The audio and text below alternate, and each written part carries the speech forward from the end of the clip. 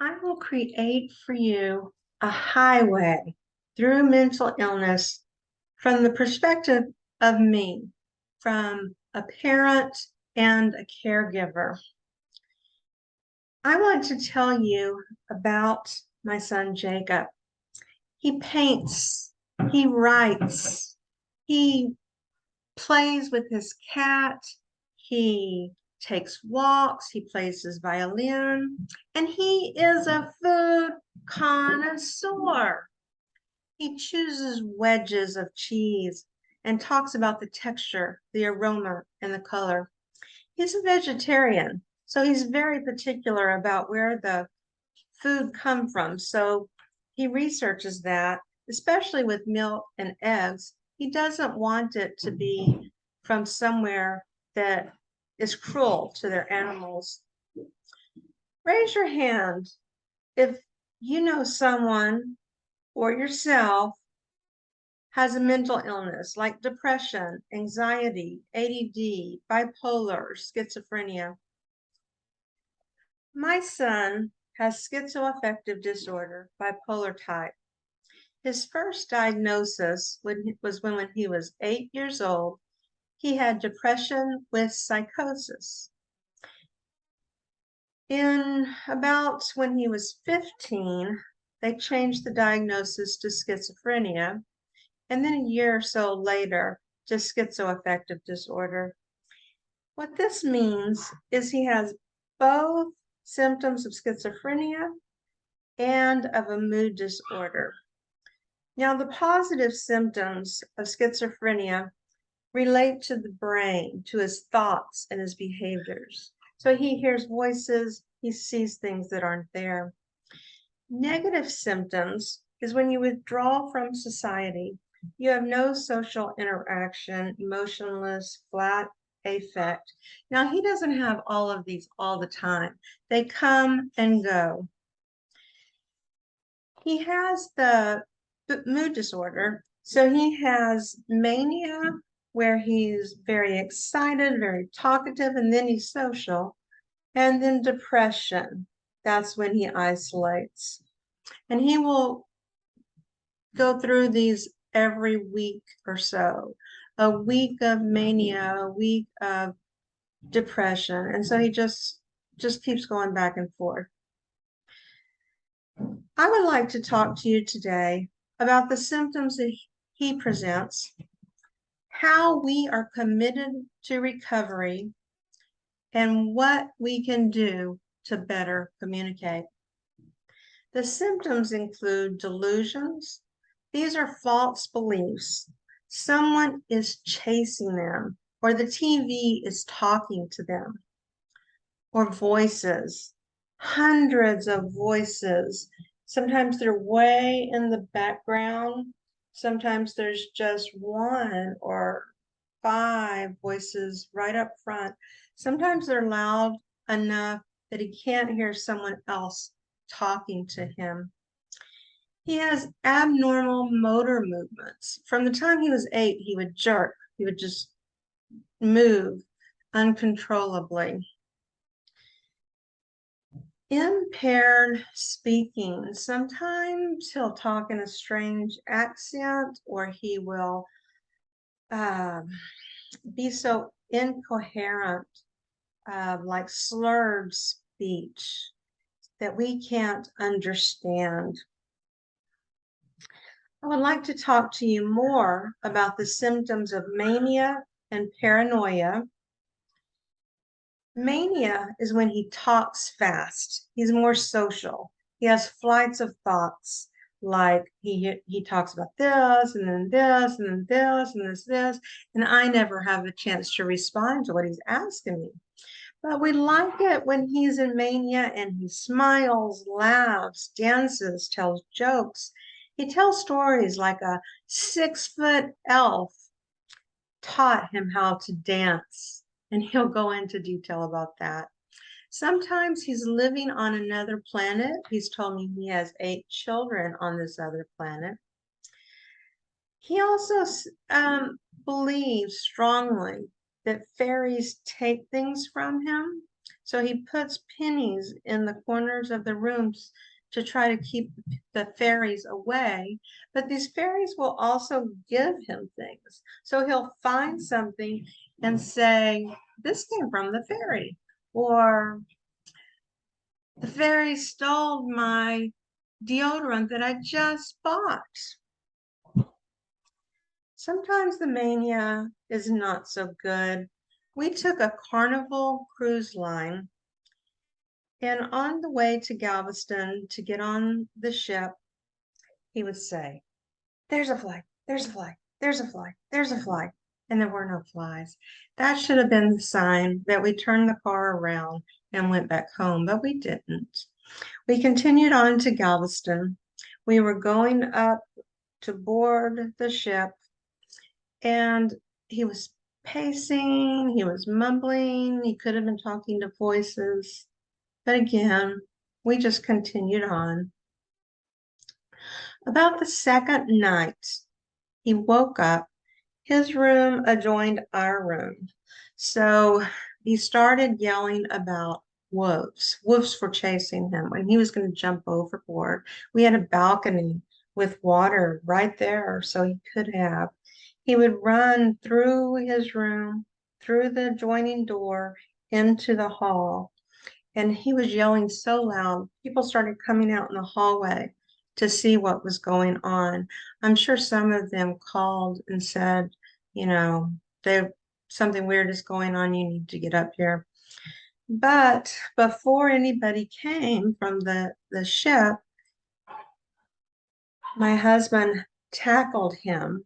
Jacob bit him on the arm and ran out of the room. So my husband took his wound to the first aid to get some medicine, and the crew went to look for Jacob, because if he was saying he was going to throw himself overboard, they had to get him before he did it.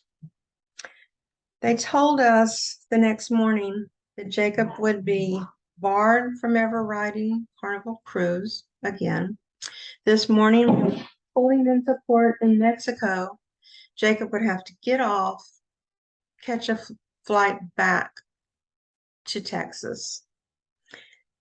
So my husband went with him. They left the ship, and I stayed on ship with my older son and daughter. It was not that great because I kept crying about what had happened.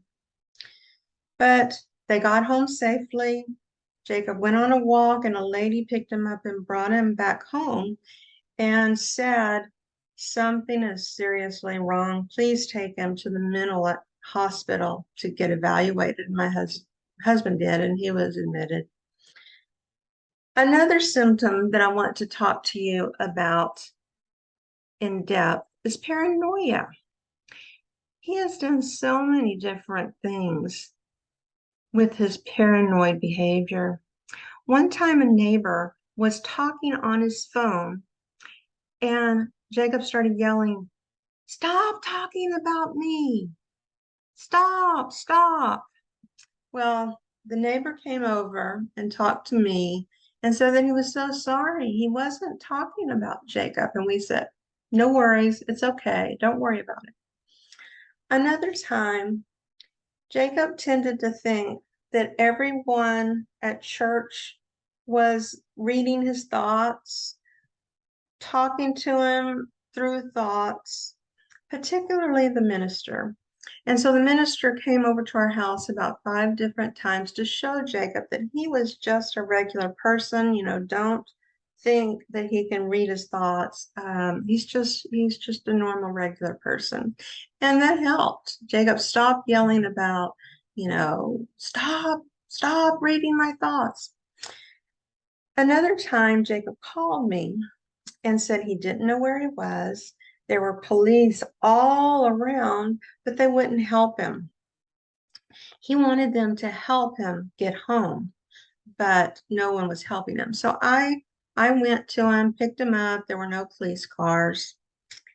On the city bus, he thought everyone was talking about him.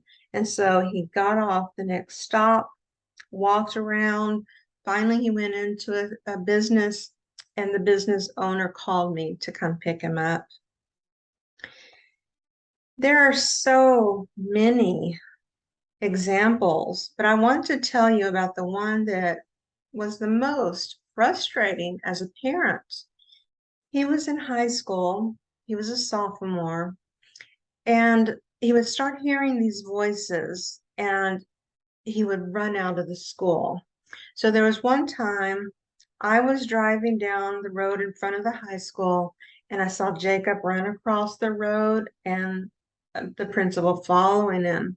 So I pulled over and stopped and went and told the principal that he had a mental illness. It's going to be okay. I'll find him. I'll take him home. Well, what the school decided to do is get someone to follow him because they didn't want him going off campus. And it was this person's job to make sure he went to where he was supposed to go and not go out of the school. The worst thing you can do to a paranoid person is to actually have someone following them. It was at that time that Jacob and I talked about it. We decided we would pull him out of school and homeschool him, and he got his GED.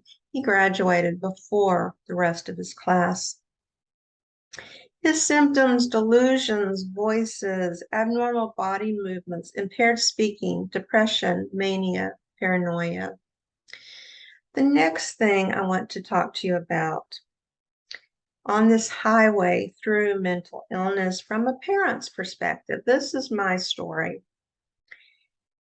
We are committed to recovery.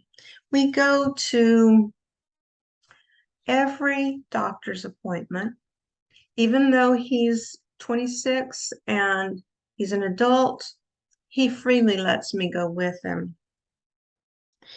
I constantly do research on his medicine, trying to find him the best programs, the best of everything, so that he can become stable. I've talked to other parents who have children with the adults with these symptoms, and I also talk to people with schizophrenia or schizoaffective disorder, and I've learned many things about how similar the things he does are to other people with the illness. Really helps. I've been with NAMI, the National Alliance of Mental Illness, since 2011, and I've done many things with them. I've advocated at the state capitol. I facilitate family-to-family classes, and I try to help them out by talking about my perspective of my son's illness. As we near the end of the highway, I want to talk about communication. It's so important. We validate what he says because these are things he believes, and we want him to be, we want to validate and not make him feel like what he is saying is all wrong. Even if we told him his beliefs were not correct, not happening, there is no way we could convince him of that. It's his reality. There was one time that he took my husband's shoes. My husband got up in the morning, he showered, he dressed, he ate breakfast, he put his socks on, and then he couldn't find his shoes. Jacob laughed and said, "You'll never find them." And my husband was getting upset. He needed to leave the house. So finally, after about 20 to 30 minutes, he found them in the trash can on the driveway. We choose our battles. This wasn't a detriment to anyone, so I didn't do anything. I just rolled with it. An example of a conversation with Jacob. Jacob, do you believe in orbs? I would answer, I've heard you talk about spheres. in different colors that float around. What do you think of auras? Well, you've told me about the colors that emanate around people. Well, it's like an outline around a person. So my aura could fight someone else's auras, like Pokemon. He loves to compare to TV shows. But the conversation he has most is about money. He likes to buy things on Amazon. He also likes to buy drugs and alcohol. So we keep a close grasp on his money, only giving him money when we approve of what he's going to do with it, and we watch closely that he spends the money in the way he says he's going to. So here's a conversation with Jacob on money. It makes me feel like a child when you monitor my money. I understand that it makes you feel like a child. I'm old enough to spend money without you. Yes, you're old enough. When will you start letting me control my own money? When I can trust you. I'm sorry you can't trust me. Now, that conversation used to go very differently because I would try to defend why I was doing what I was doing, giving him examples of what he's done in the past, maybe even a week before. But he knows all I have to say. I don't have to keep repeating myself. I just want to give a voice to his emotions. He has a right to feel like a child because of what I'm doing. It's like a staircase where at the top, we want him to be able to live on his own, have a job, do anything another person would be able to do, have a productive life. But there are stairs up to that place. If we just look at the big goal, we get discouraged. So we stay at the step we're at. So on this step, we want the right medicine and we want a place that he can go for substance abuse. That's a dual diagnosis. That's both substance abuse and mental illness. So they have a psychiatrist on staff. We have an injection for him right now. So he only gets it once a month. That way, we know the medicine that's inside. We don't have to force pills on him every single day. And he seems to like this better. We want to keep him off drugs because it wreaks havoc on his mental illness. He will break things. Oh, his room has been terrible, huge holes, sometimes going through his room into the next room, big holes. So that is one of our main goals, is to get him off of drugs. We try to keep his mind active with hobbies, dinners out, vacations. We love his laugh and his stories and his smile when he feels confident and holds his head up high. Today I've talked to you about his symptoms, the voices, the mania, the paranoia, how we are committed to recovery, like going to doctor's appointments or trying to find the right programs. And third, communication, validating his thoughts, choosing our battles, rolling with things that aren't a detriment. Raise your hand if you learned something about mental illness today. You can help by acknowledging people with physical or mental illnesses. You can smile at them, acknowledge them, compliment them. It will make their day. If you want more stories, you can go to mindsanonymous.com. If you want to write that down, it's minds, M-I-N-D-S, anonymous, ANONYMOUS.com. At the top left of this website, it says Our Stories. That's where you click to read people's stories. I'm glad I was able to talk to you about my son today.